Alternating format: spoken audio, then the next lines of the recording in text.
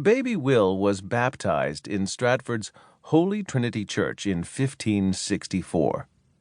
The exact date of his birth is unknown, but it is celebrated on April 23rd. In England, that day is also a holiday, filled with play acting and parties. It seems a good day to honor England's greatest playwright as well. The Shakespeare family lived in Stratford-upon-Avon, England, about 100 miles northwest of London. No more than 2,500 people lived there. When Will was just a few months old, a horrible illness swept through the country. It was called the Black Death, or bubonic plague. Over 200 people in Stratford died. The very old and very young were hardest hit. Luckily, John and Mary Shakespeare survived, and so did their firstborn son. Will's father made gloves, belts, purses, and aprons. Will's mother came from a family who owned farmland. She could trace her family back more than 500 years. The Shakespeares belonged to England's middle class. They weren't rich, nor were they part of the nobility, but they lived well. During the 1560s, English families like the Shakespeares had food on the table, a roof over their heads, and steady work. It was enough. By the time Will was born, Elizabeth I had been queen for 6 years. She was 31 years old. She had no interest in war.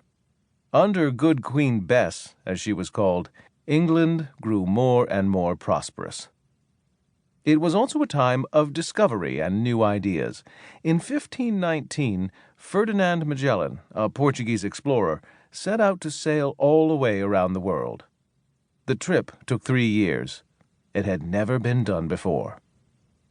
In 1514, Nicholas Copernicus, a Polish astronomer, first wrote that the sun was the center of the universe.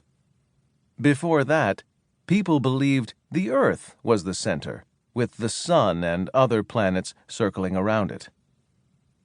Artists throughout Europe, especially in Italy, were creating some of the most beautiful paintings and sculptures the world has ever known. The printing press, invented in the 1400s, made many more books available.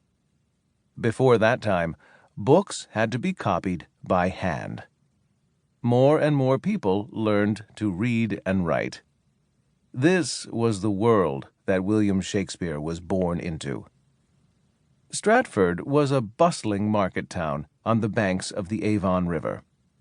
Crowds came on market day or passed through town on their way to London. What could a person buy?